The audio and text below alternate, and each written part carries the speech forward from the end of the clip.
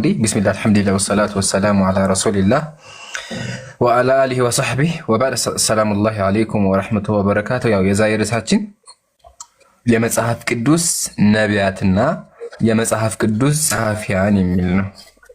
ማንነታቸውን ምንነታቸውን እንዲሁም ባህሪያቸውን ያደረጉትን ነገር እያንዳንዷን ያው መጽሐፍ ቅዱስ ፊት ለፊት ያለ የምንመረምር ይሆናል። ክርስቲያኖች የሚመሩበት ይሄ መጽሐፋቸውን ማን እንደጻፈው ነቢያቶቻቸው እነማን እንደሆኑ እንመለከት። ኢየሱስን ጨምሮ ማለት በመጽሐፍ ቅዱስ ላይ በመረጃ ያው ዓላማችን ብሽሽቅም አይደለም። እዚህ ጋር አንድ ነገር አስቀምጥላችሁ ዓላማችን መጽሐፋችሁን ብቻ እንድታውቁ ነው። ስለዚህ ክርስቲያን ወገኖቻችን በዛ አንግል ውሰዱት።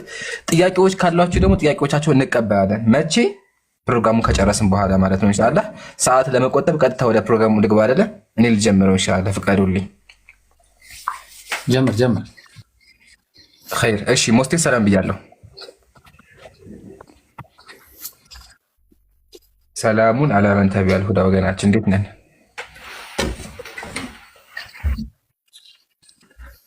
እኛ አለን። ለዓለማቱ ጌታ ምስጋና ይገባው። እሺ ጥያቄ ነበረኝ ፈቃደኛ ከሆንክ።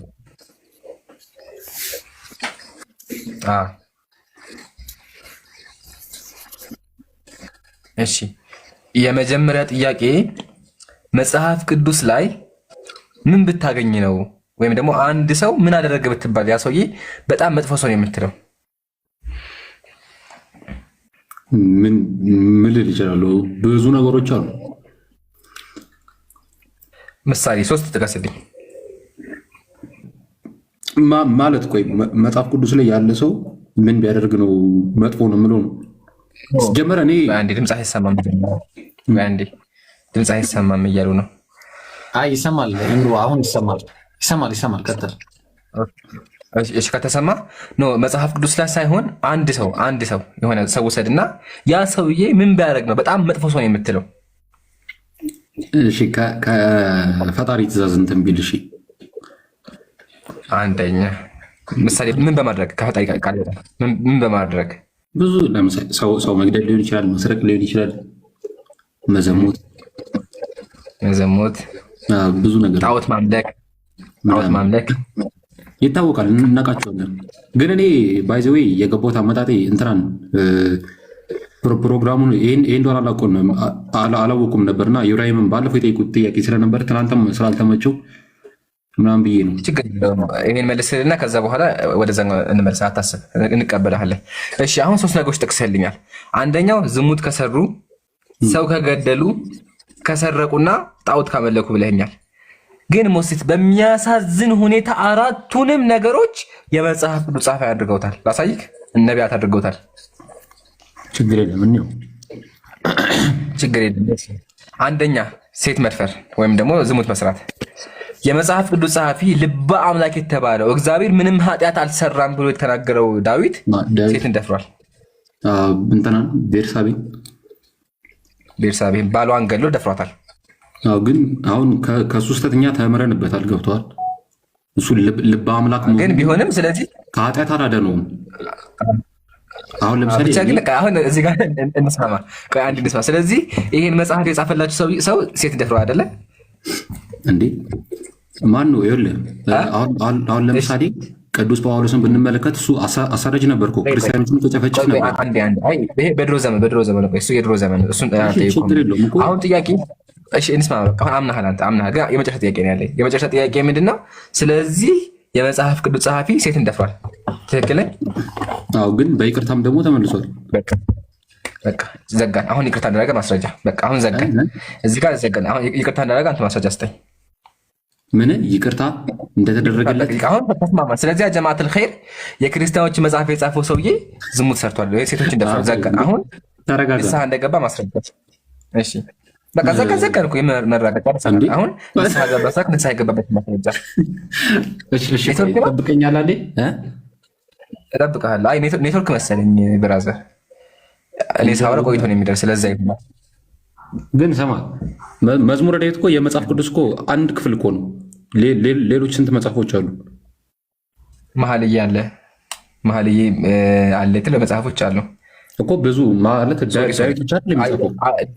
ዳዊት ላይ እያወራ ከሆነ ዳዊት ላይ የዳዊት መጽሐፍ መዝሙረ ዳዊት ነው።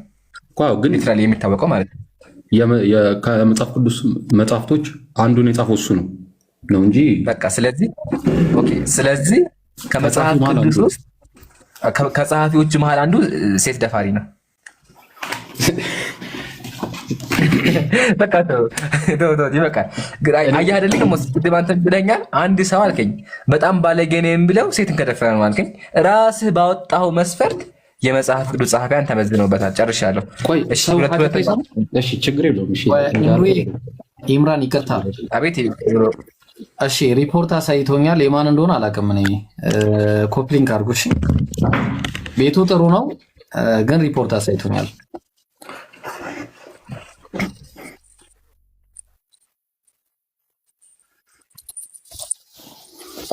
እሺ ቀጥሉ። ይምሩ ቀጥል። ይምሩ አሁን ይምሩ። እሺ ሞስቴት ያው ባይዘው አሁን ከዳዊትም እኮ ላይ እንማርበታለን አይደለ? አንድ የተማርንበት ነገር ምንድን ነው?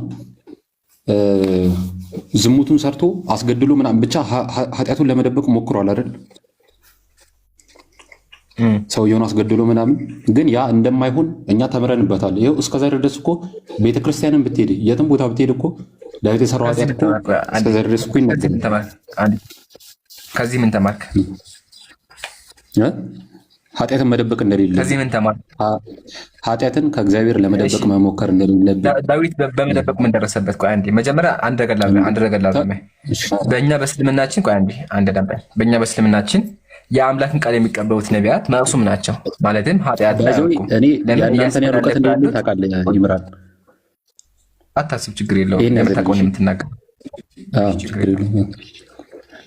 እሺ አሁን ችግሩን መሰለህ፣ በእስልምናችን ነቢያት ማዕሱም ናቸው፣ ኃጢአት አይሰሩም፣ ከታላቃቸው የተጠበቁ ናቸው። ለምን? የአምላክን ቃል ስለሚያስተላልፉ ንጹህ መሆን አለባቸው እንጂ ሰዎችን ገዳይ፣ ጨካኞች፣ ደፋሪ ከሆኑ እንዲህ በእናምናቸዋለን። የአምላክ ቃል እንዴት ተብሎ ይታመናሉ? አንደኛ። ሁለተኛ ደግሞ አሁን አንተ ፖይንት ዳዊት ንስሐ ገብቷል ከሱ ትምህርት ተምረናል ያልክ፣ ዳዊት ምን ደረሰበት ስትመልስ፣ ዳዊት ምን ደረሰበት? አንድ ደቂቃ። በብሉይ ኪዳን ጊዜ ሰዎችን የገደለ ዝሙት የሰራ የደፈረ ምንድን ነው የሚደረገው? ሴትን የደፈረ ያው ወንድ ከሆነ እንትን ነው አይደለ? አይ ቲንክ ይወገራል፣ ያ ይገደላል። እሺ ዳዊት ተገድሏል? ማን ይነካዋል? እሱን ንጉሥ አይደለም ግን ቅጣት ተቀጥቶ የለ ደግሞ የእግዚአብሔር ሕግ ሁሉ ላይ ሰራ። እግዚአብሔር ለምን ሕጉን ድሃ ላይ ብቻ የሚያስፈጽመው? ለምን ዳዊት ላይ አላስፈጸመበት? ያው አሁን ብታየው እኮ ላይክ እንትኑ ይለያያል። አሁን ለምሳሌ ዳዊት የነበረበት ጊዜ ሕጉ ለእነማን ነው የተሰጠው? ያው ለእስራኤላውያን ነው የተሰጠው። ግን ጊዜው ደግሞ ሙሴ በነበረበትና ዳዊት በነበረበት ብላ በጣም ብዙ ጋፕ አለ። ደግሞ ዳዊትም እኮ በጣም እኮ ነው ቅጣት ተቀጣው። አይ ሞስቴት እየቆያ እዚህ ጋር ላረመ የእግዚአብሔር ሕግ ዘለዓለማዊ ነው። ዘዳግም ላይ እግዚአብሔር ቃል ያስገባቸው ለእስራኤላውያን ሕጌ ከእናንተ ጋር ለዘለዓለም ነው ያላቸው። ስለዚህ ቃሉ በሙሴ ጊዜ ብቻ አይደለም የሚሰራ፣ አሁን ድረስ ይሰራል ሕጉ። ዝሙት የሰራ በድንጋይ ተደብድቦ ይገደላል። ጥያቄያችን የእግዚአብሔር ሕግ ድሃው ላይ ብቻ ነው የሚሰራው? መልስልኝ። እንዴት ብዬ እንደመለሰልህ አይዶ ነው፣ ግን ማንበብ ይኖርብኛል እንዳንተ እንትን ለመመለስ። ወላሂ አንብበህ መሰለህ ሞስቴት እግዚአብሔር ሕጉን ሁሉ ሰው ላይ የሚፈጽም ከሆነ ሁሉም የሚቀጣ ከሆነ ዳዊት ካልተቀጣ፣ ስለዚህ እግዚአብሔር ሕጉን የሚሰራው ድሃ ላይ ነው። ዳዊት መገደል ነበር። ተገድሏል። ዳዊት በድንጋይ ተደብድቦ ተገድሏል። ግን ልጁ እኮ ሞቶበታል። ከዛ ደግሞ ቴምፕሉን እሱ መገንባት አልቻለም። በዛ ምክንያት መጀመሪያ ዝሙት የሰራ ልጁን የሚገደልበት ወይስ ደግሞ ሲጀመር እዚህ ጋር ራሱ በደል እኮ ነው። አውዝ ቢላህ ዝሙት የሰራው ዳዊት፣ እግዚአብሔር የገደለው ልጁን እና እነሱ ቅጣት አይሆንም። በቃ ልጁ ምን አደረገ? በሌለበት ተው በቃ እሱንም ይገባል። ልጁ ፒዩር አይደለ? ልጁ ምድር ላይ ተገደለ ሳይኖር ምንም ሳያውቅ ተው በቃ እሱን እንርሳው። አሁንም ችግር የለም። አሁን እሱን ተውና በእግዚአብሔር ሕግ መሰረት ዝሙት የሰራ ልጁ አይደለም የሚገደል፣ እሱ ራሱ ነው የሚገደለው። ግን ዳዊት አልተገደለም። ስለዚህ እግዚአብሔር ሕጉን ድሃዎች ላይ ብቻ የሚፈጽመው እያልኩ ነው ያለው። ኤኒዌይ ስለዚህ አሁን ማሄሮ ካሜራ ክፈትልኝ። አንተ ቅድም ብለኸኛል። እኔ አንድ ሰው አልከኝ። እኔ አንድ ሰው ዝሙት የሚሰራ ከሆነ ሰውየው ባለጌ ነው እላለሁ ብለሃል። ስለዚህ የመጽሐፍ ቅዱስ ጸሐፊያን ደግሞ ዝሙት ከሰሩ በተዘዋዋሪ አንተ ያልከው ቃል እነሱ ላይ ተገበራል ማለት ነው። ቃሉን አልደግመውም። እኔ ዘጋል። ማሄሮ መቀጠል ትችላለህ ሀቢብ። ግን ይቅርታ ሊደረግላቸው አይችልም? ሚዩት ላድርግ? ወይም ኢብሮ ካላችሁ ከይቅርታ ጋር እንትና ላከሺ አህመድ ሪሙቭ አድርጎት ነው ሪፖርት ነው ላከልኝ ቦስ ጋር። እሺ ለማንኛውም ምን እንደተከሰተ እኔ ማወቅ አልቻልኩም። አሁንም ሪፖርት እያሳየኝ ነው። ኤኒዌይስ ኮፒ ሊንክ አድርጎ እሺ አህመድ ካለ ላክ። ማሂር መቀጠል ትችላለህ። ማሂር ካለ አለዛ ነው ይመጣል። ሄደን እሺ ሚውት ላይና ማሂር በቃ ሚውት እስከሚከፍት ድረስ እኔ እቀጥላለሁ ኢንሻአላህ። እሺ አይደለም ተው ሸጂ እንደዛ አይደለም። ቆይ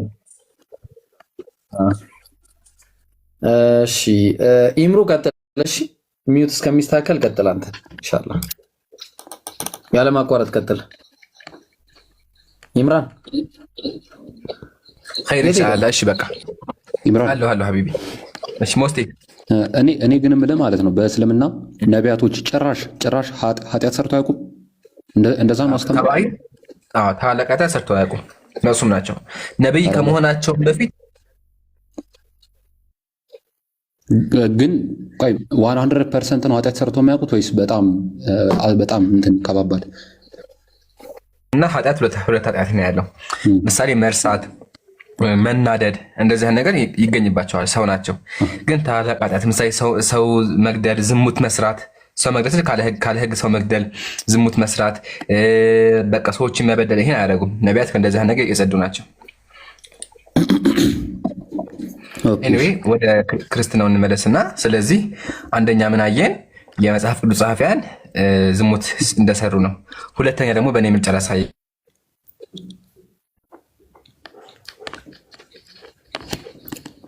ግን ኢምሩ ሄሎ ጣዖት አምልኮ ላይ ሄሎ ወይም እንግዲህ ይሰማል። ስማ ግን እግዚአብሔር ይቅርታ አድርጎለት የለ እንዴ ለዳዊት ንስሐ ገብቶ ራሱን ለካህን አሳይቶ ነብዩ ናትናኤል መጥቶ ምንድነው ነብዩ ናትናኤል መጥቶ ሲወቅሰው ምንድን ነበር የሚለው? በእግዚአብሔር በጎቹን ይቅርታ ሳይሆን ያደረገበት እኔ ልንገርህ ያደረገውን እግዚአብሔር መጥቶ ዝሙት ስለሰራህ ብሎ ንጹሐን የሆኑትን 8 ሚስቶቹን ወስዶ በአደባባይ ላይ አሰልፎ አስደፍሮበታል። እግዚአብሔር ይሄ ነው እግዚአብሔር ቅጣት። ሴቶቹ አልነበሩም አላዩም፣ ግን እግዚአብሔር ዳዊትን ከመቅጣት ይልቅ ሴቶቹ ሚስቶቹ ነበር በፀሐይ ፊት ወይም ደግሞ አደባባይ ላይ ወስዶ ህዝቡ እያየ ዝሙት ያሰራቸው ያስደፈራቸው። የእግዚአብሔር ቅጣት ይሄ ነበር። ይሄ ራሱ በጣም በደል ነው፣ ትልቅ በደል ነው። ንጹሐን ሴቶችን ማስደፈር እና አስበው እንግዲህ አንተ መጽሐፍ ቅዱስ ላይ ሳይኝ መጽሐፍ እሺ ላሳይካ። ግን እንደዚህ ነገር ካለ ከባድ ነው አይደለ? አይተፋታቅም እርግጠኛ ነው። ግን ያው እግዚአብሔር የህይወት ኦነር ነው አይደለ? አሁን ለምሳሌ ህፃን ልጅ ቢገላቸው ይሻል ነበር። ይሄ በቁም ነው የገደላቸው፣ በቁም በቃ ህይወታቸውን እያመሳቀልባቸው። ሞስቴት አንድ ምሳሌ ልስጥህ ፕሊስ፣ ፍትሃዊ ነው መልስልኝ። አንተ ዝሙት ሰራህ፣ አያርግብህና ዝሙት ሰራህ። እግዚአብሔር መጥቶ አንተ ዝሙት ሰርተሃል ብሎ ሚስትህን 4 ኪሎ አደባባይ ወስዶ ህዝቡ እያየ ያስደፍራት። በደላታል በደላት አሳቃንተ ስማ፣ የኔና የእግዚአብሔር ፍርድ አሰጣጥ ይለያያል። ገብተዋል። እኔ አሁን ሎጂክ ሆኜ ባስብ እንትን ነው ልልም አንተ ቢቀጣ ምን ትላለህ? በአለ ይሄ ብቻ መልስ መጀመሪያ ምን ታደርጋለህ? እኔማ ዝም ብዬ የምቀጣው ምክንያቱም እግዚአብሔር የሚያደርገውን ያውቃል። ሚስት ስትደፈር ህዝቡ ጓደኞች እያዩት ሁሉም ሰው እናቷ ቤተሰብ እያዩት ስትደፈር ፀሐይ ፊት ፀሐይ በቃ በቀኑ ላይ ማለት ነው ስትደፈር ነው። ምክንያት አይኖረውም እግዚአብሔር። እኛ እኮ አት ኤንድ ኦፍ ዘ ዴይ ሰዎች ነን። ገብተዋል። በጣም ከባድ ሊሚቴሽን አለ ከእሱ አንጻር። ያው ስለ ይህንን ነገር ሊቃውንቶችን ጠይቅ ከእኔ ተሻሉትን ላሳይ በቃ እንደዛ ስማ ላሳይክና ከዛ በኋላ ሁለታችን ቄስ ፈልገን እንጠይቃለን ኢንሻአላህ። ተመከት መጽሐፈ ሳሙኤል ካልዕ ምዕራፍ 12 አዳንጠኝ። የጌታን ቤት ከመጀመሪያው አንብቦ ሶሪ ከመጀመሪያው ያገለ ነው። ያ የጌታን ቤት ሰጠሁ። እንግዲህ ነብዩ ሳሙኤል መጥቶ ናታን መጥቶ እንደዚህ አለ። እሺ የጌታን ቤት ሰጠሁ፣ የጌታህን ሚስቶች በብብት ጣልኩልህ፣ ሚስቶች ሰጥቻለሁ አለው። የእስራኤልን የይሁዳን ቤት ሰጠሁ፣ ይህም አንሶ ቢሆን ኖሮ ከዚህ የበለጠ እጨምርልህ ነበር አለው። አሁንስ በፊቱ ክፉ ትሰራ ዘንድ የእግዚአብሔርን ነገር ለምን አቃለልክ? ኬጢያውያን ኦርዮን በሰይፍ መትሃል፣ ሚስቱንም ለአንተ ሚስት ትሆን ዘንድ ወስደሃል፣ እርሱንም በአሞን ልጆች ሰይፍ ገለሃል። ስለዚህ አቃለህኛልና የኬጢያውያን የኦርዮን ሚስት ለአንተ ሚስት ትሆን ዘንድ ወስደሃልና ለዘላለም ከቤትህ ሰይፍ አይቀርም። እግዚአብሔር ረገመው። ቀጥሎ እግዚአብሔር እንዲህ ይላል፣ አዳምጥ። እግዚአብሔር እንዲህ ይላል፣ እነሆ ከቤትህ ክፉ ነገር አስነሳብሃለሁ፣ ሚስቶችህንም በዓይንህ ፊት እወስዳለሁ። እየሰማ ሚስቶችህንም በዓይንህ ፊት እወስዳለሁ፣ ለዘመድህም እሰጣቸዋለሁ፣ በዚችም ፀሐይ ዓይን ፊት ከሚስቶች ጋር ይተኛሉ። አዑዙ ቢላሂ ሚነ ሸይጣን ረጂም። 8 ሚስቶቹ ተደፈሩ። ተመከት አንተ ይህን በስጉር አድርገኸዋል። ዳዊት ዝሙት ያደረገው ነገር ጨለማ ላይ ነው ያደረገው። ሰው ሳይሆን ቤቱን ቆልፎ ነው ያደረገው። እግዚአብሔር ግን ምንድን ነው ያለው? አንተ ተደብቀህ ነው ዝሙት የሰራኸው። እኔ ግን ይህንን በእስራኤል ሁሉ የእስራኤል ሕዝብ ሁሉ እየተመለከተ በፀሐይ ፊት አደርገዋለሁ አለ እግዚአብሔር። ሴቶቹ ተረጓሚው ግን ምንድን ነው እዚህ? ከዛ በኋላ እንትን ሲላቸዋለ እንዴ? እንደዛ ማለት እግዚአብሔር እንዳለው ሲያስደርግ ሚስቶቹን ሲያስደፍር ወላሂ አለ። እስቲ አሳይኛለሁ። እሺ አሳይካለሁ፣ ወላሂ አሳይካለሁ። ግን መጀመሪያ እዚህ ጋር እንስማማ። ይሄ በደል ነው አይደለ? በደል የማ ሴቶቹ ተበድለዋል።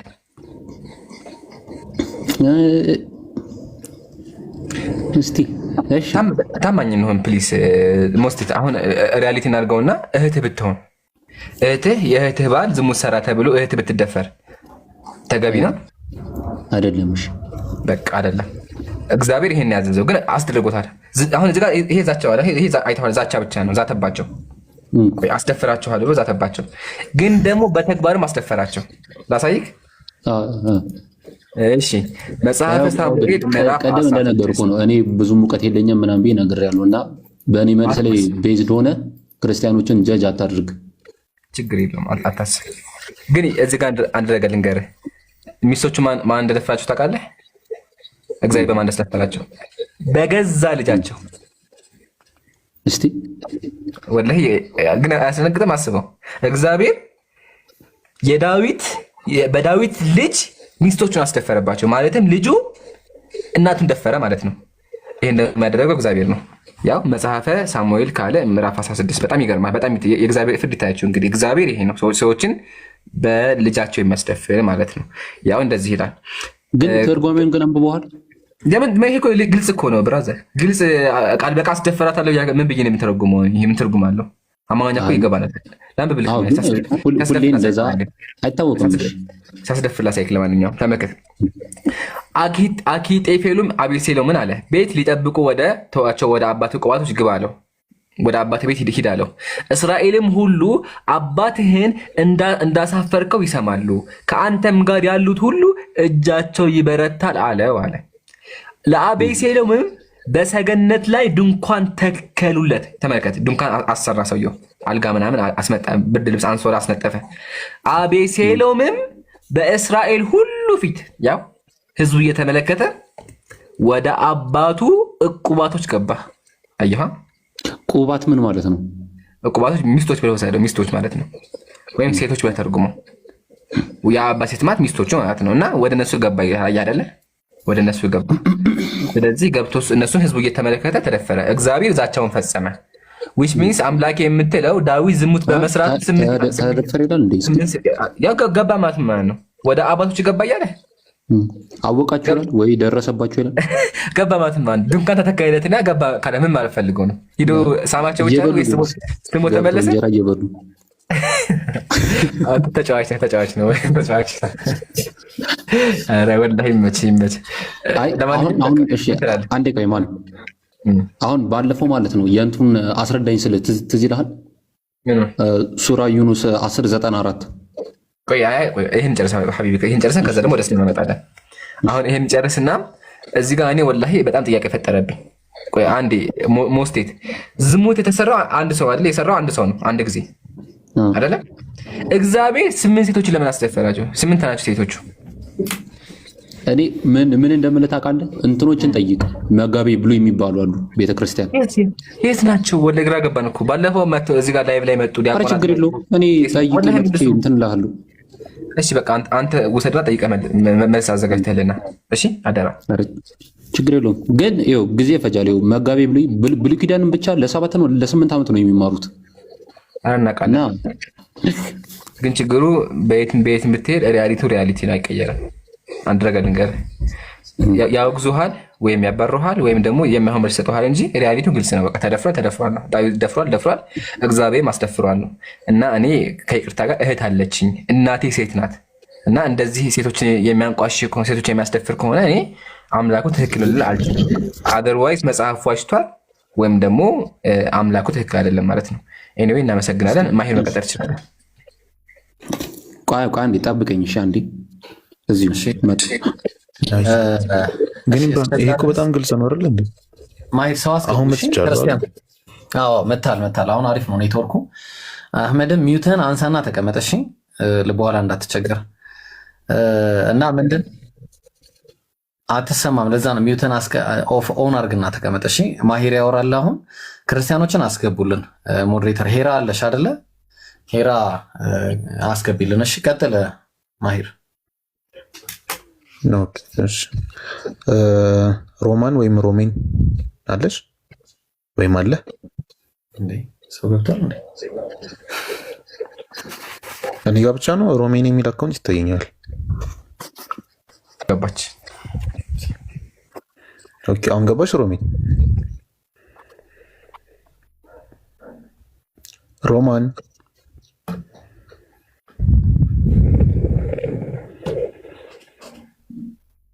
ኦኬ አየላችሁ ምን ነው?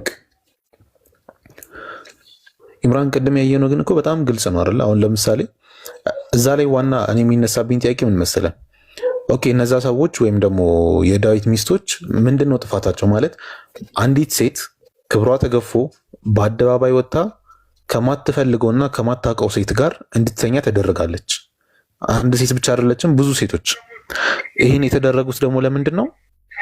አንድ ሰው የሆነ ወንጀል ሰራና እሱን ለመቅጣት። ይሄ እኮ ኮምፕሊትሊ ማያስኬድ ነገር ነው። ነቢዩ ሰለላሁ ዐለይሂ ወሰለም የሆነች ሴትዮ ሰርቃለች፣ ግን ደግሞ የተከበረች ሰው ናት፣ ብዙ ተቀባይነት ያላት ሰው ናት እና እንዴት ነው እንተዋት አይነት ነገር ብለው ሲጠይቋቸው ልጄ ፋጢማ ራሷ ብትሆን እና ብትሰርቅ እጇን ቆርጣት ነበረ ብለው በግልጽ ተናግረዋል። እስልምና ላይ ስትመጡ ስለ ህግጋት ስታወሩ የእንትና ዘር ነው ቀለሙ እንትን ነው ከለሩ እንትን ነው አይሰራም። እዛ ጋር ግን ቅድም እንደሰማኑ ምንድነው ዳዊትም ይነካው የለም። ዳዊት ንጉስ ስለሆነ ዝሙት የሰራ ሰው መገደል ነው ህጉ። ዳዊትን ግን የነካው የለም። ለምን? ንጉስ ነው። ስለዚህ የእግዚአብሔር ህግ አፈጻጸሙ ይለያያል ማለት ነው። ለንጉሳት ሲሆን ሌላ አፈጻጸም ነው ያለው፣ ለተራ ሰዎች ሲሆን ሌላ አፈጻጸም ነው ያለው። ይሄ ነው አንደርስታንድ የምናደርገው ወይ ሙስሊት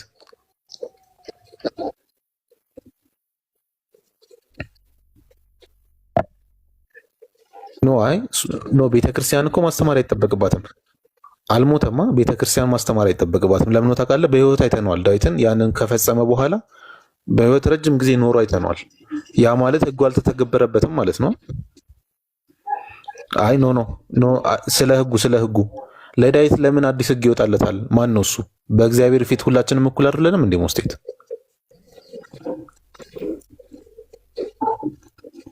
እሺ፣ ግን እቺን ጥያቄ ብቻ መልስልኝ። በእግዚአብሔር ፊት እንበላለጣለን ወይስ ሁላችንም እኩል ነን? ኦኬ፣ በእግዚአብሔር ፊት ሁላችንም እኩል ከሆነን ዳዊት ያንን በሰራ ቅጽበት ለምን አልተገደለም? አንድ እሱ ነው። አየህ፣ ሁለተኛ ደግሞ ዳዊት ለሰራው ስራ ሴቶቹ ጥፋታቸው ምንድን ነው? እሺ፣ ክብራቸው እንደዛ ዝቅ የሚደረገው ለምንድን ነው? ያስኬዳል?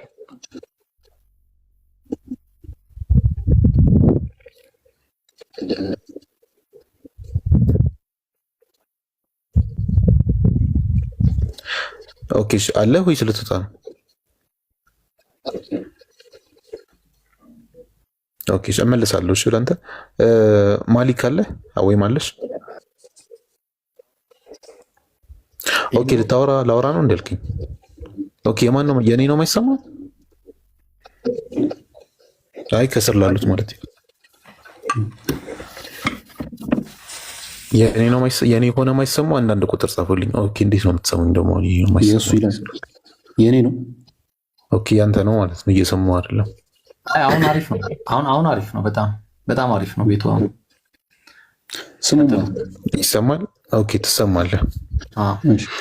ቀደም አሁን ለምሳሌ አንተ እንደዛ አልከኝ አይደለ? ሴቶቹ ምን አጥፍተው ነው ምናምን ያው እኔ እሱን ጠይቄ እመጣለሁ አልኩ። እናንተ ደግሞ የምታውቁ ያው ስለምታውቁ በደምብ የተማራችሁ ስለሆናችሁ እኔም እዚህ ጋር ላይ ሴቶች በእስልምና የሚል እንትን አለኝና ለአንብብ ወይስ ልቆይ? ቆይ ርዕሱ ሲሆን ታነበዋለህ። ርዕሱ ሲሆን ያኔ ታነብልናለህ። ትመጣና ትጠይቃለህ እንጂ ታነብለት ሳይሆን ትመጣና ትጠይቃለህ። እስከ ስንት ሰዓት ነው እንትን የሚለው? እስከ 6:30 እንቆያለን። 6:30 ላይ እንወጣለን። እሺ እኔ ግን ዛሬ ርዕሳችን መጽሐፍ ቅዱስ ላይ ባይብል ላይ ያሉ ነቢያትን ነው እየመረመርን ያለ ነው። እነሱ መርምረ ምናምን ስንጨርስ ቀን ላይ በፈለግከው ክፍለ ጊዜ አቡኪም ይከፍታል፣ ኢምራንም ኢብራሂምም ይከፍታሉ። መተህ ትጠይቃለህ። አሁን ግን የማታው ክፍለ ጊዜያችን ነቢያትን ነው እየመረመርን ያለ ነው። ቢዚ ሆኖብኝ አዋይ ዛሬ ከፍተው ነበር። ለምሳሌ አይቻቸዋለሁ ላይቭ ላይ። ነገ ሞክር ይኖራሉ። ችግር የለውም። ግን ያው ፌር ማድረግ አለብን። አንዳንዴ እኮ ፌር አደረገን እኮ የቀኑን ክፍለ ጊዜ እናንተ እንድጠይቁ የማታውን ክፍለ ጊዜ እኛ እየጠየቅን ነው። ፌር ነው። ማይክ ነው መሰለኝ ስምህ ወይም ስምሽ አለሽ ወይም አለክ። ልናወርድሽ ነው እናትዬ፣ ወደ ውስጥ አትግቢ። ላወርድሽ ነው። እሺ ወረድሽ። መልካም ጊዜ። ኦኬ ሞስቴት ቅድም ስዘረዝር ነበር መስፈርቶች። አንድ ሰው መጥፎ ሰው ነው የምትለው የመጀመሪያው ዝሙት ከሰራ ነው ብለህ ነበረ። ዳዊት ላይ ጨረስ ነው አይደለ? እሱን እሺ። ሁለተኛ ደግሞ ጣዖት ማምለክ ብለን ነበር አይደለ? ኦኬ አንድ ጥቅስ ስላሳየ ትልቁ ላይ አድርጉኝ አንዴ።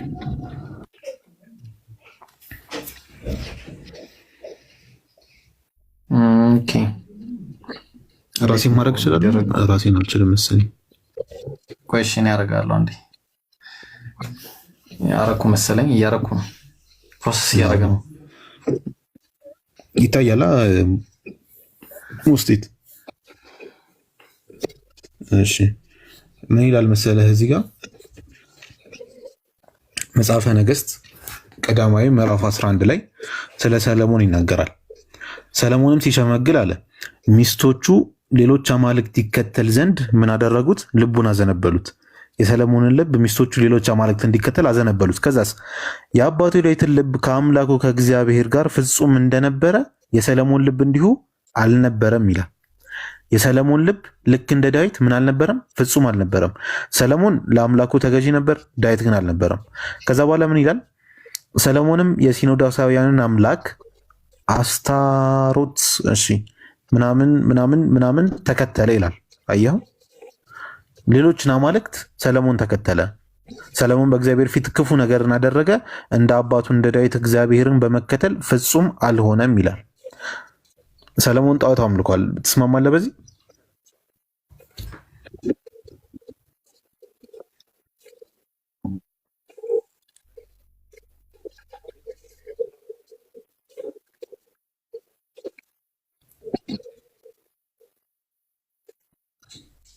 አሁን እኮ መመለስ አለመመለስ እኮ አይደለም። ሰለሞን ጣዖት አምልኮ ነበረ። ይሄ ጣዖት ያመለከው ደግሞ መቼ ነው? አሁን እኮ እንዴት መሰለ፣ ሰለሞን ምንም ሳያውቅ ንጹሕ እንዳለ ለምሳሌ ጳውሎስ እንደ ምሳሌ ልውሰድልህና እናንተ ጳውሎስ መጀመሪያ ወንበዴ ነበር፣ ከዛ ግን ኢየሱስን አወቀና ተመለሰ ትላላችሁ አይደል? እንደናንተ እምነት። ኦኬ አንድ ሰው እኮ መጀመሪያ ምንም ሳያውቅ ከዛ በኋላ ተመለሰ ስትል ያስኬዳል። ሰለሞን ነብይ የሚባል ኦኬ የነብይ ልጅ የሆነ የንጉስ ልጅ የሆነ ሰለሞን እግዚአብሔር የሚያውቅ ስለ እግዚአብሔር የሚያውቅ አባቱ ብዙ ነገር ያስተማረው ሰውዬ ሲሸመግል ወጣትነት አታሎት ምናምን አይደለም። ሲሸመግል ምን አደረገ? ጣዖትን ተከተለ። ከዛስ እነዛን ሰዎች ምን አደረጋቸው? ተከተላቸው። እግዚአብሔር ላይ ክፉ ነገር በሽማግሌነቱ ማለት ነው። ይሄ እኮ ላይ እንትን እኮ አይደለም፣ ብርቅ እኮ አይደለም። በመጽሐፍ ቅዱስ ዙሪያ ብታዩ አሁን ለምሳሌ ሙሴም ሰው ገሎ ያውቃል አንዴ። ሌላ ደግሞ እንትና ታውቃለህ? አይወዳደር። ኦኬ ስለዚህ በመጽሐፍ ቅዱስ ነቢያት ሶምሶንን ታውቃለህ? አውቃለሁ። አሁን እሱ ደግሞ አታደርግ የተባለውን ከሴት ጋር ነውር ሰርቷል። ዳዊት ሶሪ ዳዊትም ቅድም እንዳየነው እንትን አድርጓል፣ በድሏል። ግን ምንድነው አጨራረሳቸው ነው በቃ ያማሩ ገብተዋል። መጨረሻ ላይ አጨራረሳቸው አምሯል። አሁን ሶምሶንም ኃይሉ ተመልሶ እነዛ ፍልስጤሞችን እንትን ብሏል፣ ዲፊት አድርጓቸዋል። ብቻ ላይክ እንዲህ ነው የፈለግኩት። ኦኬ። ስለዚህ መጽሐፍ ቅዱስ ላይ ያሉ ነቢያት ተምሳሌት አይደሉም ማለት ነው። ለሰው ልጆች ምሳሌ የሚሆኑ አይደሉም ማለት ነው። ተምሳሌትማ ናቸው፣ ግን ደግሞ ኃጢአትም ሲሰሩ እንዴት ነው በሽማግሌነቱ እንደዚህ ያደረገ ለኔ ተምሳሌት የሚሆነው? አሁን ለምሳሌ ለኔ ፍጹም የሆነ ሰለሞን ተምሳሌት አይሆንም። ማሄር ጋር አንዴ አይሽ እሺ፣ እንትን ለምሳሌ ሞሶስ ምን ተብሎ ነው ተምሳሌት የሚሆነው? ለምሳሌ እኔ ከዳዊት ድላይ ዳዊት ነው ወሰድ ለምሳሌ አንደኛ ነገሥት ባይዜ የሰለሞን እና የዳዊት እንትን ነው የተዘገረው ሲል ይመስሉ በጣም ብዙ ታሪክ ነው ያዘውና ለምሳሌ አሁን ይሄንን ተርሳውና አይ ቲንክ ስንት ላይ ነው ያለው? እሺ የኛው የሰለሞን እንትን ነው ጣዖት አምልኮ ነው። በቃ በሚስቶቹ ምክንያት በጣም ተዘነበለና ማይሆን ስራ ውስጥ እንደገባ ነው የሚያስረዳው። ለምን ተወውና ይሄንን እስኪ የዳዊትን እንውሰድ። ማይር ከፈተለ የዳዊትን ጥቅስ ከፈተለ የትኛው ልክፈትልህ? እንትን ያደርገው ማለት ነው ከቤርሳቤ ጋር ዝሙትን ፈጽሞ ኦሪዮንን ሲያስገድል ነው እንደነበር። ኦኬ ኦኬ። ለምን እንዳለ ታውቃለህ? እንትና ሞሱት አንደኛ ፈርስት ፕሌስ ማለት ነው ነቢያቱ ተምሳሌ ሊሆን አይችልም። እንደዚህ አይነት በጣም ትላልቅ ሰት ውስጥ እየተመለከተ ለምሳሌ ዳዊትን ተመልከት። ዳዊት ሁለተኛ ሳሙኤል ምዕራፍ 11 ከቁጥር 2 እስከ 4 ላይ በባጭሩ ሁለተኛ ሳሙኤል ያለው ሀተታ እንዳለ ይሄ ነው። ከቤርሳቤ ጋር ዝሙትን ፈጸመና ሲያስረሽን ነው ምናምን የምትመለከተው። ባልየው እንዲህ አይነት ነገር እንዳያውቅ ጦርነት ላይ ልኮ ሲያስገድለው ነው የምትመለከቷት ፈርስት ፕሌስ ማለት ነው። ዶክተር ሞስቶት ዳዊት ዝሙትን ከፈጸመ በኋላ እሺ ምንድነው የምትማሻት ፈርስት ፕሌስ በዚህ ነገር ተምሳሌት አይሆንም። ግን እሺ ሰከንዳሪ ፖይንት ላይ በምን ሲቀጣ ነው የምትማረው አንተ? እንኳን አንተ አንድ ልጅ መጽሐፍ ቅዱስን ካነበበ በኋላ ኃጢአትን መስራት የሚባል ነገር ይማራል። ዳት ሚንስ እሺ ያንን አት ፈርስት ፕሌስ ደግሞ መሳሳት የሚባል ነገር የሰው ባህሪ ነው የሚለው ነገር አፍር መካረገ በኋላ ከሳሳተ በኋላ ደግሞ ተከትሎ ሲመጣው ነገር እግዚአብሔር እሱን ሳይሆን በሚስቶቹ በኩል እንደሚቀጣው ነው የሚረዳው። ምንድነው ልትማር የምትችለው ከመጽሐፍ ቅዱስ? ለአንድ ልጅ እንደመስጠት ነው። ከመጽሐፍ ቅዱስን አንብብ ብለህ ሰጥተኸው የዳዊትን ታሪክ ሁለተኛ ሳሙኤል ላይ ገብቶ ሲያነብ እሱ የሰው ሚስት ደፍሮ ሚስቶቹ በህዝብ ፊት እንደሚደፈሩ ነው የሚማሩ። ሄሎ ይሰማል? ይሰማል። አሁን ለምሳሌ እሺ ዳዊት እንትን ሲያደርግስ ጎልያድን ሲያሸንፍ ምንድነው ታቦቱን ወደ ኢየሩሳሌም ሲያስገባ ከዛ ደግሞ ይሄ ቴምፕሉ እንዲሰራ ለሰለሞን ሲያዘጋጅለት ምናምን እነዚህ ነገሮች በጣም ጥሩ አሁን ከሰው ታሪክ እነ ዳዊት ምናምን እኮ ጥሩ ታሪክ እኮ አልሰሩም አይደለም። ቅድም የጠቀስከው እነ ሳምሶንም ወይ ሳምሶን ከሁለት አንዱ ሶምሶን ነው። እሺ ኤኒዌይስ ፍልስጤማውያንን ሲጨፈጭፍ ማለት ነው ሶምሶን የሚባለው ሰውዬ በታሪክ መጥፎ ስራን አልሰራም እያለን አይደለም። ማነው ጥሩ ስራን ሰርቷል እያለን አልሰራም እያለን አይደለም። የምንጠቅሳቸው ነቢያት እንዳለ መልካም ስራን አስከትለው ሊመጡ ይችላሉ። ነገር ግን የሚሰሩት ስራና ተከትሏቸው የሚመጣውስ ነገር በምን መልኩ ነው ትምህርት ሊሆን የሚችለው? አሁን ከምሳሌ ሊሆን ይችላል። በጣም ትላልቅ ኃጢአት ውስጥ የምትመለከት ከሆነ መደበኛውን ህዝብ ተስፋ ይቆርጣል። ወይ ታውቃለህ? መደበኛውን ህዝብ ተስፋ ነው የሚቆርጠው። ታዲያ እዚህ ሚዲያ ላይ የምትመለከታቸው ለምሳሌ አንተ ማለት ነው ትላልቅ የምትላቸው መምህራን አሉ አይደለ? እነዛ መምህራን በጣም ትላልቅ ኃጢአት ላይ ብትመለከታቸው እኔ ተራው ምእመንማ እነዚህ መምህራን እንዲህ አይነት ነገር ላይ ካሉ እኔ ምን ቤት ነኝ የሚል ሜንታሊቲ ነው የሚፈጠረው። ነቢያት እንደ ነቢያት ሲላኩ ባላቸው ስነ ምግባር ህዝቦችን እንትን ለማድረግ ለማቅናት ወይም ደግሞ ለማስተካከል ነው የሚመጡት። ገብቷል? አሁን እንደዚህ አይነት ትላልቅ ኃጢአት ውስጥ የሚስተዋሉ ከሆነ በጣም ችግር ነው። ገብቷል? ተወግረህ የምትገደልበት ኃጢአት ማለትም ዝሙት ላይ ዳዊትን የምታስተውለው ከሆነ ለልጅ መጽሐፍ ቅዱስ ስትሰጡ ምር የሚማር የሚችለው ግን አሁን ከዚህ እንትን መማር አንችልም እንዴ አብዱ? እግዚአብሔር ሲቀጣ ቀጪ እንደሆነ ሲምርም ደግሞ ማህሪ እንደሆነ ልንማር አንችልም? ቀጪ እንደሆነ በምን ለምሳሌ ሚስት አንተ ደፍረህ ሚስት ስትደፈር ነው ቀጪነቱ? እንደሚቀጣው ይቅጣ እግዚአብሔር። እንደሚቀጣ እንዴት ነው ፍትህ የሚሆነው? ሚስቶች ምን ያውቃል? እሷ አርፋ ወጧን እየሰራች ያለች ሴት ነይ ባልሽ ሚስት ደፍራል ነይ ተደፈሪ ሲላት አንተ ታዲያ ችግር የለውም። እቺን ፓርት ላይክ ትርጉሙን ምናምን ከመጋቢ ብሎዎች በደንብ አጥንቼ እንትን እላለሁ። እስኪ ወይ ይሄ ግልጽ የሆነ ነገር ነው። እሺ መጋቢ ብሎይ ጋር ብትሄድ እኔ there is nothing new ግን እሺ ችግር የለውም። አንተ ትርጉም አለ ብለህ የምታስበው ቦታ ሄድ። ግን ነቢያት አንድ ተምሳሌ ናቸው። ትላልቅ ኃጢአት ላይ የምታስተውላቸው ከሆነ እንኳን ነቢያትን ይቅርና ትላልቅ መምህራን ብለህ የምታስተውል መጋቢ ብለያት የምትላቸውን ሰዎች ማለት ነው በጣም ትላልቅ ኃጢአት ላይ ብታያቸው እርግጠኛ ነኝ በራስህ ተስፋ ትቆርጣለህ። እነዚህ አካላት ኃጢአት ላይ የምታያቸው ከሆነ ትምህርታቸውንም አልተውም። እነሱ ልተዋቸው ትችላለህ እንጂ አንድ ራስህ ይደብርሃል። አንተ ያለህበት ቅድስና ይደብራል። ዳት ሚንስ እኔ ምን ቤት ነኝ ትላለህ። እኔ እኮ እግዚአብሔር ሰዎች የምከተለው ወንድሜ ትላልቅ እውቀት ያላቸው ሰዎች ለምሳሌ ትላልቅ እውቀት ያላቸው ሰዎች ማለት ነው ገብተዋል። የነቢያትን ተምሳሌትነት አስቀጥለው ስለሚመጡ በጣም ቦታ ተሰጣቸዋል። አሁን እነዚህ ሰዎች ተምሳሌቶች ጭምር ይሆናል ማለት ነው። ከዛ ግን ቦታ መስጠታቸው በእምነታቸው ምክንያት ነው፣ በትምህርታቸው ምክንያት አይደለ ስለ እግዚአብሔር ባስተማሩ ትምህርት። ጥሩ ልክ እንደዛ ሁሉ ነቢያት ሲላኩ ትምህርትን ብቻ የሚያስተላልፉት ስነ ምግባርም ተምሳሌትነትንም ጀመሩ። ነቢያትን ስትመለከት ራስህን ትቀርጻለህ ትኖራለህ ጭምር ማለት ነው ገብተዋል። የእነሱን ህይወት ገብተዋል። በዛ መልኩ ነው የእነሱ ትምህርት ለአንተ ተምሳሌት ይሆናል። ዳዊት ጋር መጥተህ ዳዊት ልበ እግዚአብሔር የተባለ ነው አይደለ? ልበ እግዚአብሔር ነው ልበ አምላክ ተብሎ የተገለጸ ሰው ነው። በጣም ትልቅ ነብይ ነው። ስለ ነብይነቱ ደግሞ ሐዋርያት ሥራ ላይ የተገለጸ አካል ነው። ይሄ ልበ አምላክ የተባለ አካል ተምሳሌት ለአንተ መሆን ሲገባው አንዲት እንደውም እቺ ሴት ማለት ነው በአይሁዳውያን ትራዲሽን የሚያፈታት ስልት ውስጥ 6 ዓመቷ እንደነበር ይገለጻል። የ6 ዓመትን ሴት ገላዋን ስትታጠብ አይቶ ተመቸችው። ታሪኩን ዝም ብላ 6 ዓመቷ እንደነበር የአይሁዳውያን ትራዲሽን የሚያስረዳው ችግር የለውም። እሱን ተው 6 ዓመቷ ማለት 666 ዓመቷን ቢሆን መድፈር በጣም ኖርማል የሆነ ነገር አይደለም። አትፈርስ ፕሌስ አሁን በዚህ ታሪክ ላይ ሁለተኛ ሳሙኤል ላይ አይደለም። እሺ መሐመድስ እንመለስበታለን እዚህ ሁለተኛ ሳሙኤል ቀደም ነግሬያቸዋለሁ። ሁለተኛ ሳሙኤል ሌላ ምዕራፍ 11 ሁለተኛ ሳሙኤል ታሪኩን ላስረዳህ አንተ ነሽ። ሁለተኛ ሳሙኤል ምዕራፍ 11 ከቁጥር 2 እስከ 4 ታሪኩ ከላይ ጀምር እንዲህም ሆነ ይላል። በዓመቱ መለወጫ ነገስታት ወደ ሰልፍ በሚወጡበት ጊዜ ዳዊት ኢዮአብን ከእርሱም ጋር ሌሎች ባሪያዎች እስራኤልን ሁሉ ሰደደ ይላል። የአሞንም ልጆች ሀገር አጠፉ፣ ረባትንም ከበቡ። ዳዊት ግን በኢየሩሳሌም ቀርቶ ነበር ይላል። ይህ ታሪክ አያስፈልግም ነው ልጀምርልህ። ከአንድ ሁለት ላይ ምን ይላል? እንዲህም ሆነ ይላል። አስተውል አዳምጥ። እንዲህም ሆነ ይላል ወደ ማታ ጊዜ ዳዊት ከምንጣፉ ተነሳ፣ በንጉስም ቤት በሰገነት ላይ ተመላለሰ። በሰገነቱ ላይ አንዲት ሴት ስትታጠብ አያት። አያት በኋላ ሴቲቱን ላንብብልህ አንዴ። ሴቲቱ ገላዋን ስታጠብ አያት፣ መልከ መልካም ነበረች ይላል። 3 ላይ ምን ይላል? ዳዊትም ልኮ ስለ ሴት ይጠይቃል። ማነች እቺ ልጅ ምንድነች ነው የሚለውን አስረዱት። አንድ ሰው ይህች የኤልያብ ልጅ የኬጢያዊ የኦርዮ ሚስት ወይሳብ አይደለችም? ምን አለ?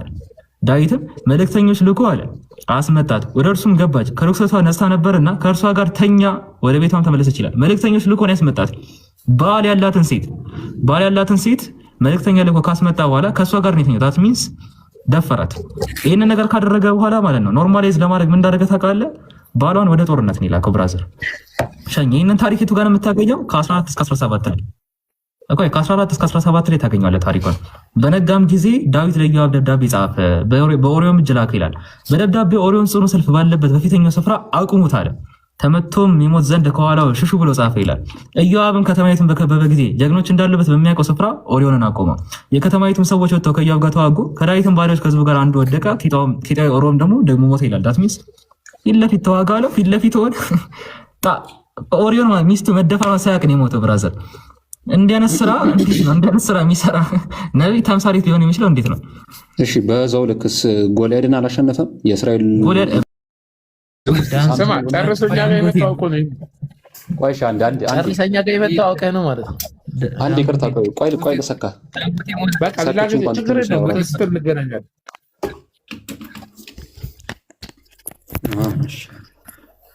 ትንሽ እሺ። እና ምን እያልከኝ ነበር ወንድሜ? ቻርጅ አደረገው። ሰክቻታለሁ። ጥሩ ፖይንት። እንትና ኢምሮ ክፈተለት። ግን እስቲ ቆይ ከኔ ምን ተረዳችሁ? አንድ ክፈተለት።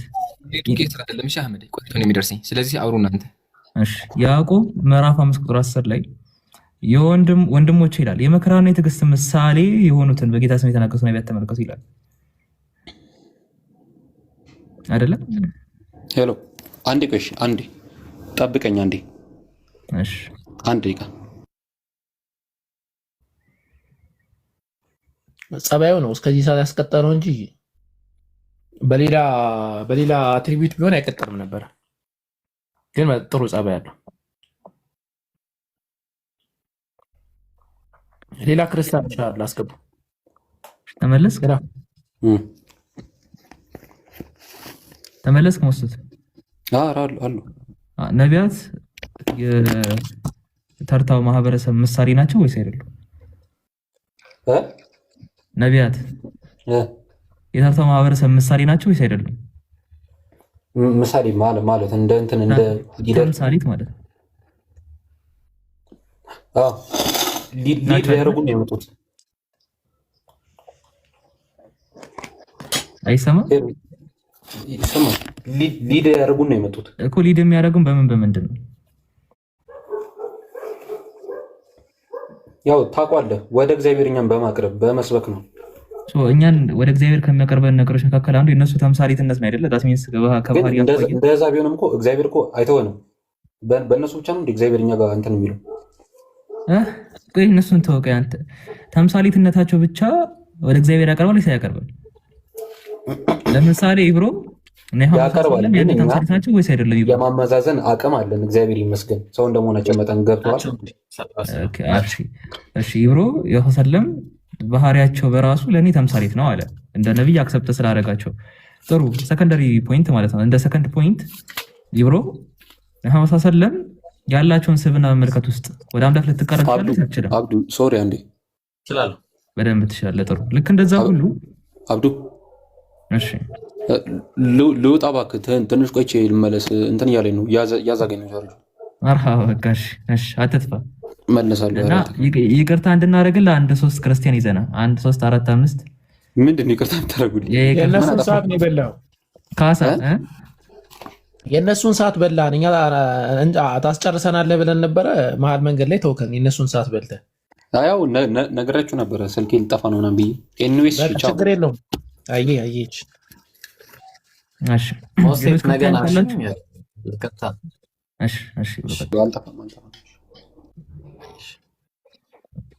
ጀማዋ የአዲስ አካውንት ነው፣ ፎሎ አድርጉ። እሺ ያኛው ተዘግቷል። እሺ ሌላ ክርስቲያን አስገቡ ጋይስ። ክርስቲያን ካለ አስገቡ። ለዛ ነው እሺ ያየው ነው። ኔትወርክም ጥሩ ነው። ሲመጡ አስገባለሁ ኢንሻአላህ። እሺ አብዱል ማን ነው? አብዱል ፈታ አልኩኝ። አህመድን ፎሎ አድርጉት። እሺ እዚህ ጋር ያለው ይሄን ልጅን ፎሎ አድርጉት። ሰማ አካውንትን ይዘውና አህመድ ተዘጋ። አብዱል ፈታ አስገልጠውማ ባለፈው ነው የተገለጠ እኮ አብዱል ፈታ ተዘጋኩ። ወላሂ አሁን እኔ ቤት ወይ አብዱል ፈታ ነው የተገለጠ እኮ ባለፈው። እንደ ኮራ ሞተ እንደተጀነነ እንደ ኮራ ሞተ እቺ ጨዋታ። እሺ አስከትሎ እሺ ኡስታዝ ሰላም አለይኩም። ሰላም አለይኩም ኡስታዝ አብስራ አፍዋን አንተ ያለህ። ወአለይኩም ሰላም ወራህመቱላሂ ወበረካቱ። ያ ጀማ እንዴት ናችሁ? ሰላም ናችሁ? አልሐምዱሊላህ ሰላም ነው ኡስታዝ። አልሐምዱሊላህ። ምንድነው አካውንቴ ተዘጋ ምናምን ትላለህ? ተዘጋብህ እንዴ? ሁለታችንም ተዘግቶብን የመጣው አሁን ነው። ኡስታዝ እንኳን አካውንትን ስም ቀይሬ ነው የመጣሁት። ተጠባባቂ ያላችሁ ማለት ነው ወይስ ከመቼው ከፍታችሁ ነው? እንትን ነው ወዲያውኑ ኢምራን ከፈተ። ያው ሪፖርት አደረጉብን። ከዛ ያው መጣን ደግሞ በሌላ አካውንት አዲስ አካውንት ነው። በዚህ አብሽሩ እንግዲህ አላህ ኸይር ያደርገዋል ኢንሻአላህ። ለኸይር ነው፣ አሪፍ ነው። እንዲህ ሲያጋጥም ራሱ አሪፍ ነው። ኡስታዝ በነቢያት ባህሪ ላይ ነው ያለው። የተወሰነ እያዳመጥኩ ነበር። ይሄ ልጅ ሰሞኑን አልፎ አልፎ እኔም ስገባ ይመጣል። ብዙ ጊዜ ግን ማለት የሆነ ሀሳቦችን ወይ የማያስቀጥላችሁ ሰው እንደው ጊዜ ማቃጠል እንዳይሆን አትሊስት መልእክቱን ሀሳቡን ነግራችሁ እንትን ማድረጉ ጥሩ ነው። ማለት የሆነ ነገር ሲሆን ጠበቅ ሲልበት አባቶችን ጠይቁ፣ እነሱ ጋር ማብራሪያ ይኖራል ምናምን እያለ ይሸሻል። ማለት አንድ ሰው ወይ ደግሞ መሆን ያለበት በቃ አላውቅም ብሎ እኮ መዝጋት ነው ያለበት። መልሶ ዲፌንድ ያደርጋል፣ መልሶ ወደ እነሱ ያሳክካ እንትን ያደርገዋልና አንዳንዴ ጊዜያችሁንም እንትን ብትሉበት ጥሩ ነው ለማለት ፈልጌ ነው። ምክንያቱም ቢያንስ 2-3 ሰው ማስተናገድ የምትችሉበት ታይም ይመስለኛልና እሱን እና እኔ ምናልባት ስታወሩ ሰምቼ ከነበረው ከተመለሰም አላቅም ወይ ሌላም ሰው አለ ይመስለኛልና ላይክ ለምሳሌ መጀመሪያውኑ ምንድነው ነብያቶች የሚላኩት እኮ ለሰው ልጆች መጀመሪያም የተመረጡበት አንደኛ ዓላማው ምንድነው ከሌላው ሰው እኮ የተሻለ ነገር ስላላቸው ነው። ስለዚህ ወይ ሮንግ ነገር ነው የተመረጡት ማለት ነው። እንዲህ አይነት ፌዴሬቲ ውስጥ የሚወድቁ ከሆነ አፍተር ኦል ማለት ብንቀበላቸው መጨረሻ ላይ እንደዚህ አይነት ነገር የሚሆኑ ከሆነ የሰው ልጆችን ላይክ በነብያቶቹ የአምላክ ሲገርመን ማለት አምላክ ሰው መሆን ሲገርመን ነብያቶችም ኦሬዲ የሰው ልጆች የሚሰሯቸውን ኃጢያቶችን በተግባር አሳይተው ነው ወንጀል መሆኑን ለኛ እየነገሩን ያለው። አንድ ሁለተኛ በቃ ነብያት የሚባለው ራሱ ኮንሰፕቱ ራሱ ትርጉም ያጣብኛል። ምክንያቱም ምንድነው ታዲያ ዲፈረንሱ? ከኔና ካንተ የሚለዩት ሰው ናቸው ምናምን ሲል ስለነበረ ነው መሃል ላይ ልጁ ማለት ነው ቀደምና ሰው ናቸው ማለት እኮ እኛ ሰው መሆናቸውን እኮ አልካድንምና ከኛ የሚለዩት እኮ የሆነ የተሻለ ኳሊቲ ስላላቸው ነው። ያ ኳሊቲያቸው በሆነ መልኩ ከሌላው ሰው ካልተለዩ ምንድነው ነብይ ብለን ኢቭን ምንጠራቸው? መጥራቱስ አግባብ ነው ወይ? ሌላው ደግሞ የዝሙት የሰራ ሰው መገደል አለበት የሚለው ህግ ወይም በቅንፍ ምን መኖር ነበረበት? ልክ ዳዊት የተቀጣቸው አይነት ቅጣቶች መኖር ነበረበት። ሸርሁ ላይ ማብራሪያው ላይ ማለት ነው። ገብቷል። ተጨማሪ ቢኖር ኖሮ ኦኬ እንቀበላለን። ላይክ ለምሳሌ ዝሙት የሰራ ሰው መገደል ነው ተብሎ ግን አንዳንድ ጊዜ ልጁም ሊቀጣ ይችላል ምናምን አይነት ነገር ወይ ሌላ ጥቅስ ላይ እንደዚህ ቢኖር ኦኬ ለዛ ስለተባለ በዚህኛው በኩል ቀጣው እንላለን።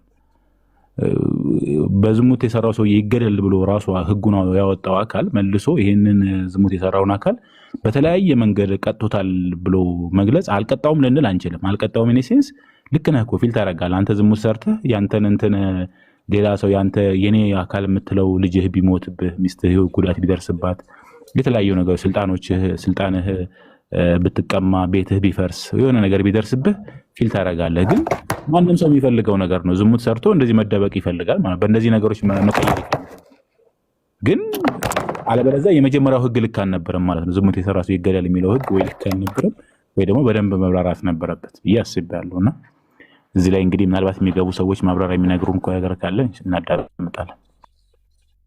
ያ ኡስታዝ ትክክል ነው። ያው ቤናኒ ነው እሱ አለ መሰለኝ። እስቲ በዚህ ጉዳይ ላይ መቀጠል የሚችል ከሆነ ቤናኒ ሰላም ድምፅህን ትንሽ አስተካክለው፣ ብዙ አይሰማም።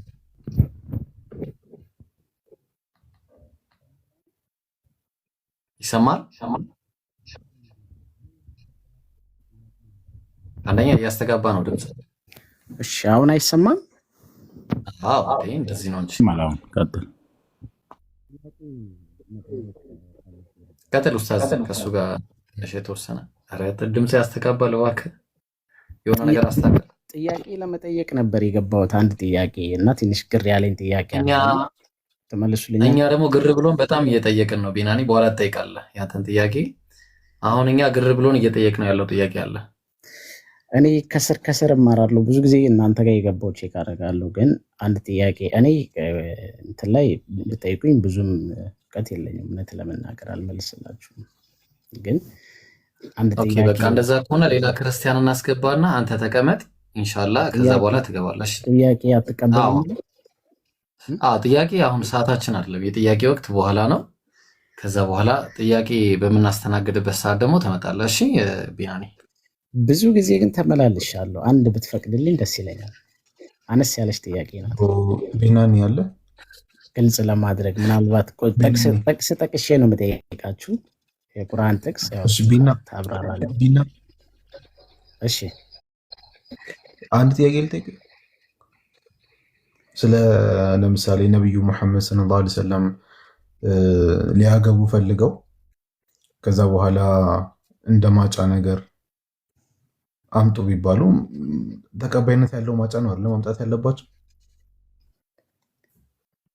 አሁን ስለምጠይቀኝ ጥያቄ እኔ እውቀት የለኝም። ስለ ነብዩ መሐመድ ነው የጠየቁ። ነብዩ መሐመድ ማግባት ፈልገው ማጫ ቢጠየቁ ነው ያልኩ። ማጫ ምንድን ነው?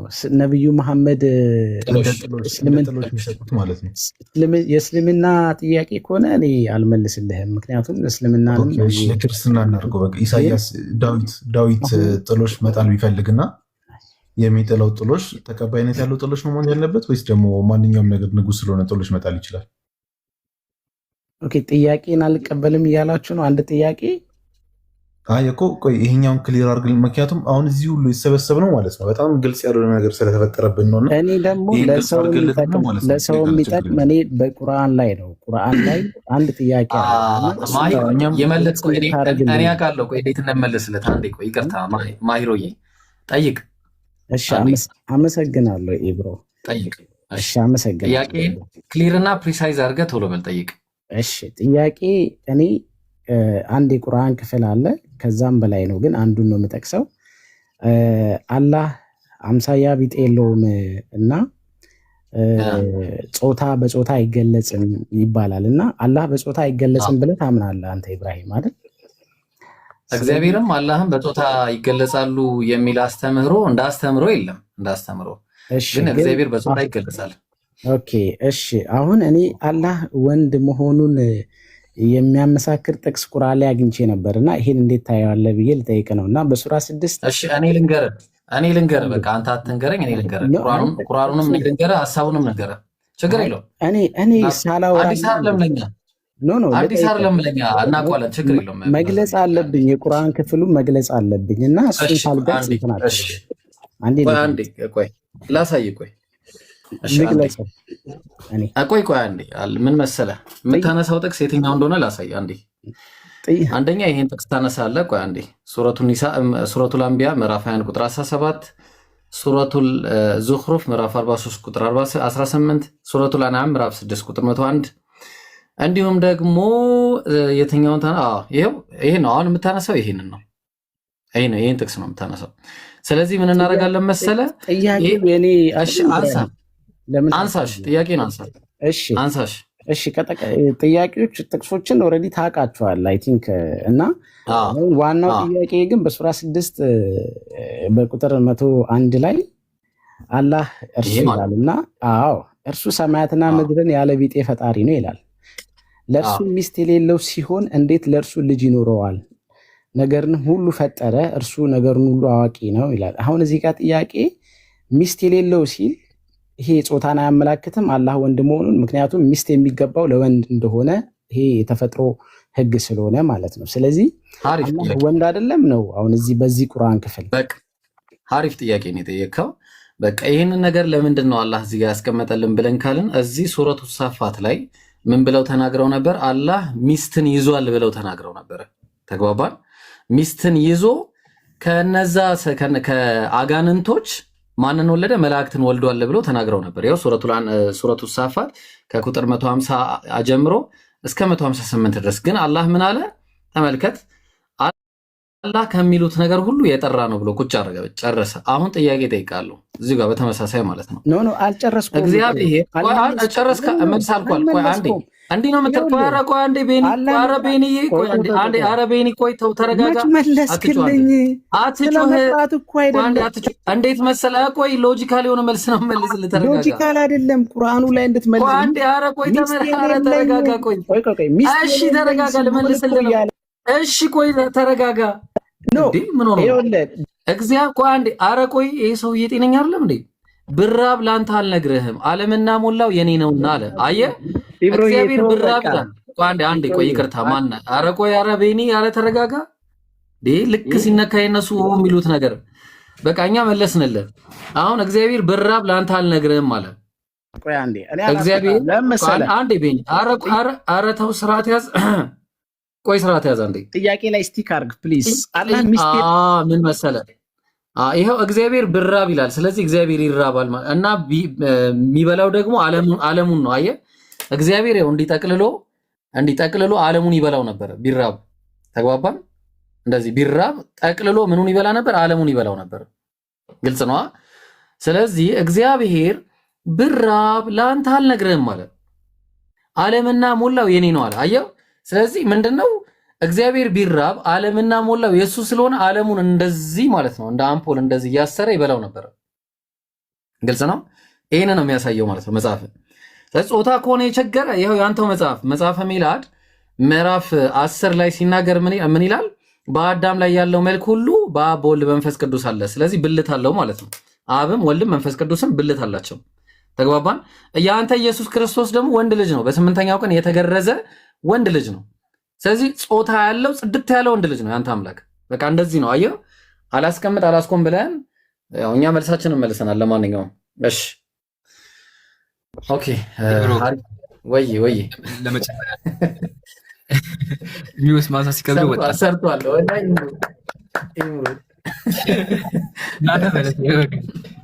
ሚውት ማሳት አልቻለም። ኤኒዌይ ሚስት መባሉ ከሆነ የገረመ መጽሐፍ ቅዱስ ላይ እግዚአብሔር ምን አለ? ትንቢተ ኢሳይያስ ላይ ፈጣሪሽ ባልሽ ነው አለ ኢሳይያስ። ፈጣሪሽ ባልሽ ነው አለ አንደኛ። ሁለተኛ ደግሞ ትንቢተ ሆሴዕ ላይ በዚያ ቀን ባሌ ብለሽ ትጠሪኛለሽ ይላል እግዚአብሔር። ስለዚህ እግዚአብሔር ሴቶችን ባሌ ይላል። ባል ወንድ ነው ሴት? ይብሮ ባል ያው እንግዲህ ወንድ ነው። ምናልባት አስቸጋሪ ነው ብቻ ላይ ክሬሽን አስተካክለውና ታወራላችሁ። አንዴ አሁን ይብሮ ብቻ ነው ማለት የሚችለው። አስተካክለው ለዚህ ነው እኔ እንደዚህ ነው እንዲህ የሚደረገው። አደብ አላረግ ሲል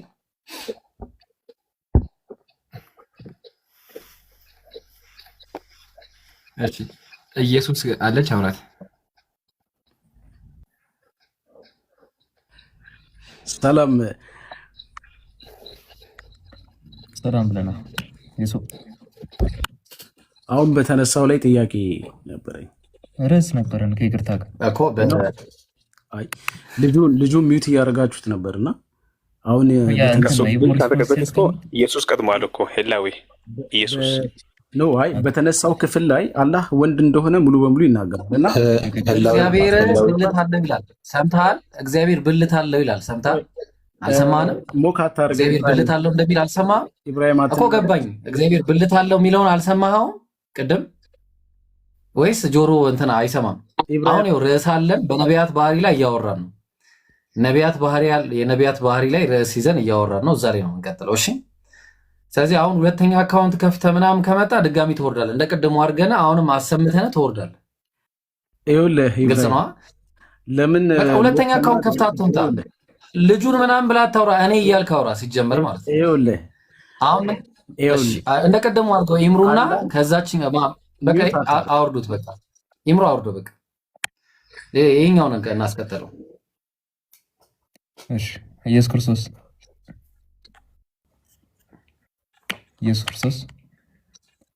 እሺ እየሰሙ አይደለም? እስቲ ይብሮ አንድ ጊዜ ጠቅላላ አድርገህ ሀሳቡን አንሳላቸው። ፖይንቱ ማለት ነው ጥያቄ ነው ያለ ጥያቄ ነው የቀረበው። ክርስትና መልስ አቅርቡት። አትሚስ ተምሳሌት ብላችሁ የምታስባቸው አካላት ከጭንቅላታችሁ በላይ የሆነ ነገር ውስጥ ታገኛችኋላችሁ። ለምሳሌ ይብሮ እስቲ አንሳለን አንድ።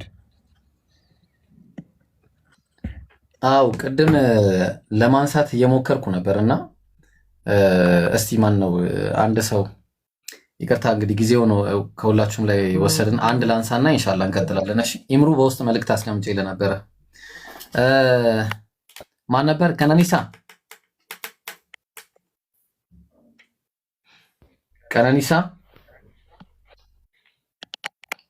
ቀነኒ።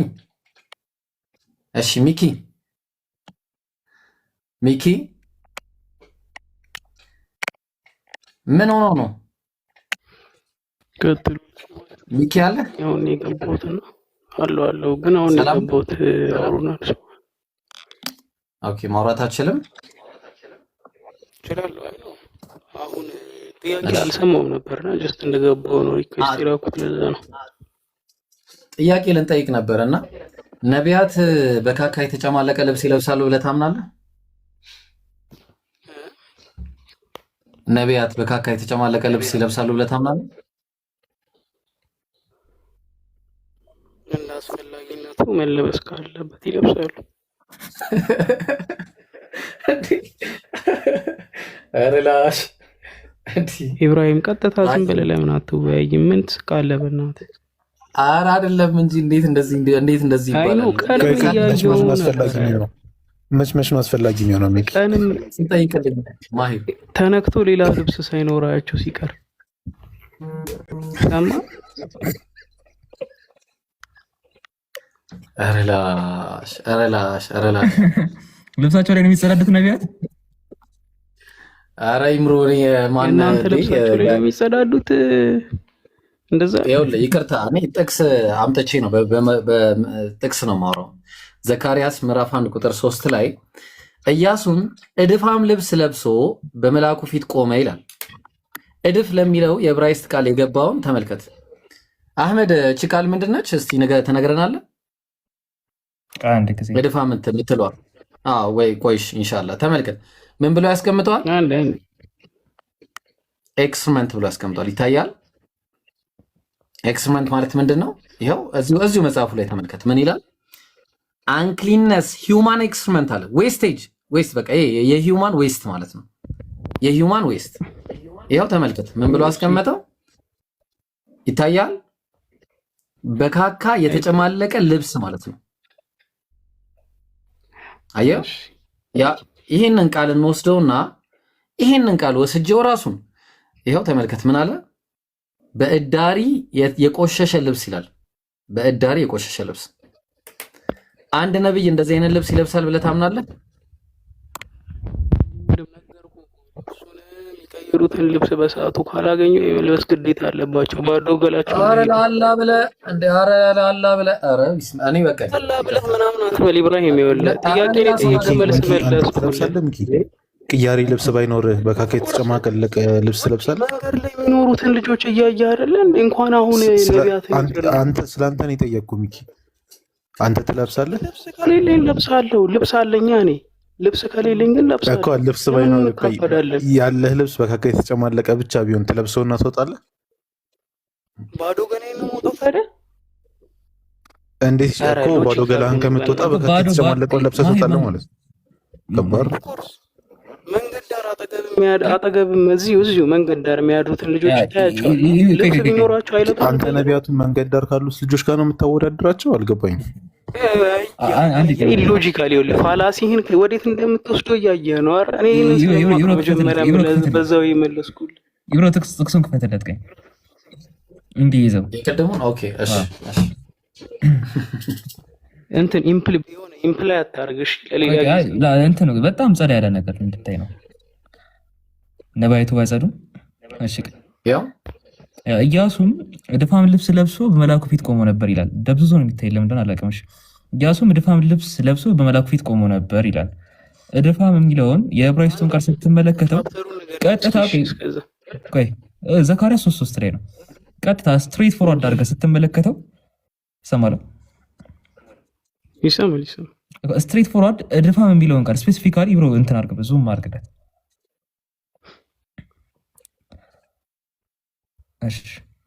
ሶይም የሚል ቃልን ያስቀምጣል። ሶይም ዳት ሚንስ የሰው ልጅ ጽዳጅ ወይም ሰገራ የምንለው ማለት ነው፣ ወይም ካካ ማለት ነው። ሶይም ማለት ቀጥታ ትርጉሙ የሰው ልጅ ካካ ማለት ነው። ነቢያቱ የሰው ልጅ ዌስት የተቀባባበት ልብስ ይለብሱ ነበር። ኦኬ አንዳንድ ቃላቶች ምን አላቸው መሰለህ? ሶይም ይላል። እንግሊዘኛው ነው ሶይም የሚለው አይደለ? አይደል፣ ዕብራይስጡ ነው።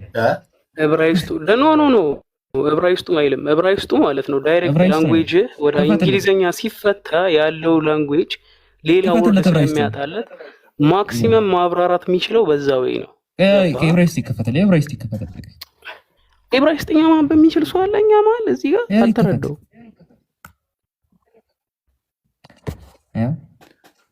የዕብራይስጡ ሶይም ይላል። የተሰመረበት ሶይም ይላል ወይስ አይልም? እሺ እዚህ ጋር ከሱ በፊት ደግሞ ማለት ነው ፊልቲ የሚለውን ወርድ እንትን በለልኝ እስኪ ንገረኝ እኮ። ፊልቲ የሚለውን ነው እኮ ሶይም የሚለው። ፊልቲ ማለት ምን ማለት ነው? ዲስጋስቲንግ። እሺ ዲስጋስቲንግ ነው እንጂ ትራንስሌሽኑ ምንድን ነው? ፊልቲ የተባለው ነገር ትራንስሌሽኑ ምንድን ነው? እኮ ንገረኝ፣ እየጠየቁህ እኮ ነው እኮ። ትራንስሌሽኑ የሰው ልጅ ጽዳጅ ነው እያልኩህ እኮ ነው። አይልም፣ እንደዛ የሚል የለም። ጽዳጅ ነው። ዲክሽነሪ ቼክ አድርግሽ።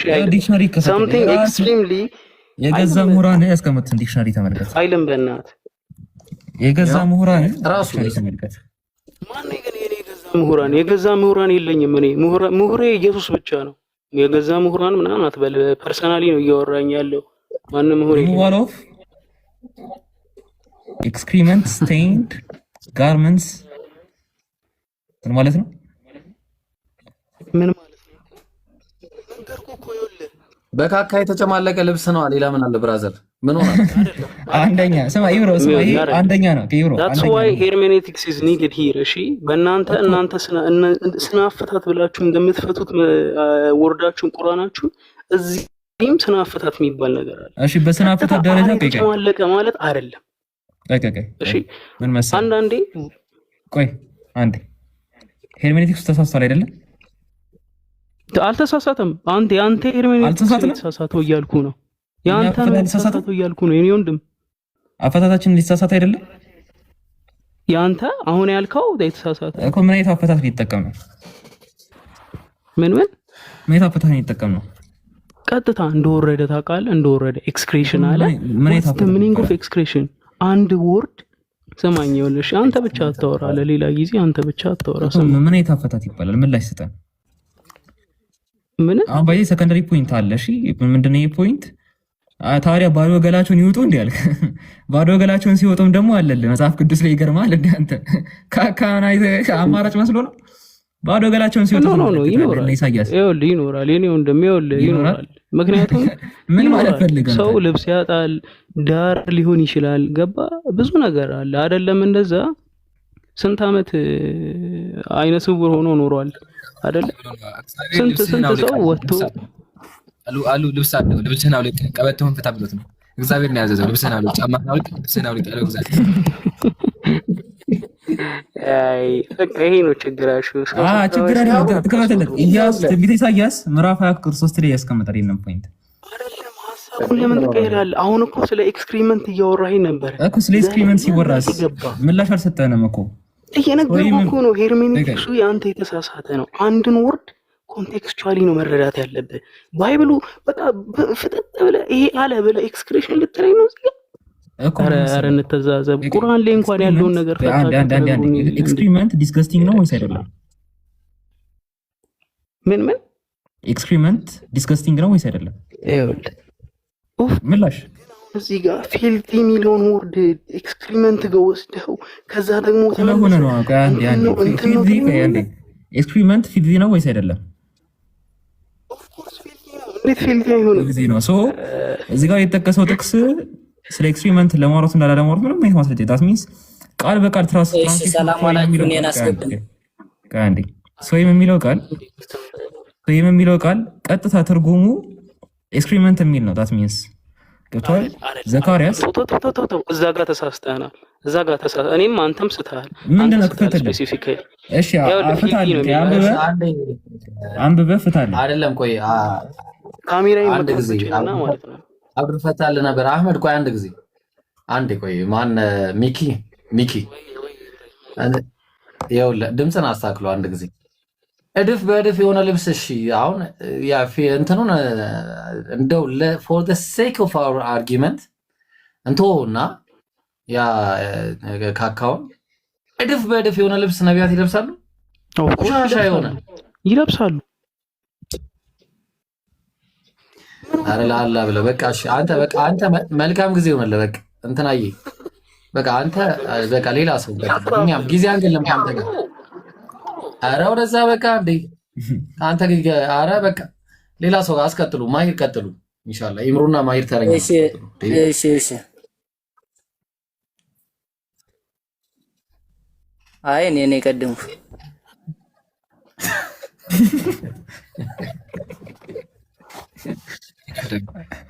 አይ እንደዛ ማለቱ ሳይሆን ይኸውላችሁ ወንድሞቼ ያክሞስስ አብድ ይላል ሞኝ መሳቂያውን አያውቅም ነው። እና ጥያቄውን በትክክል ንገሩና እንመልሳለን። እናንተም እኛም ደግሞ እናንተ ትጠይቃላችሁ ትመልሳላችሁ። ለመርሱ ችግር የለም። እና አሁን አውጡስና መጽሐፉን መልሱን ነው የምትፈልጉት ከኛ እና መልሱን ደግሞ እንመልሳለን። ቢስሚላህ አረ ጠይቁልን። አረ ኢምራንና ማሂር ጠይቁልን። መልሳለን። ጠይቅ ነው ንያ ከየት ቤተ እምነት ነህ ቢኒያም? አቤት ከየት ቤተ እምነት ነህ? እኔ ኦርቶዶክስ ነኝ። ኦርቶዶክስ ነህ? እሺ ጥያቄ ነበረኝ ኦርቶዶክስ መጽሐፍ ላይ። እሺ ይሄ መጽሐፍ ይታያል? አንዴ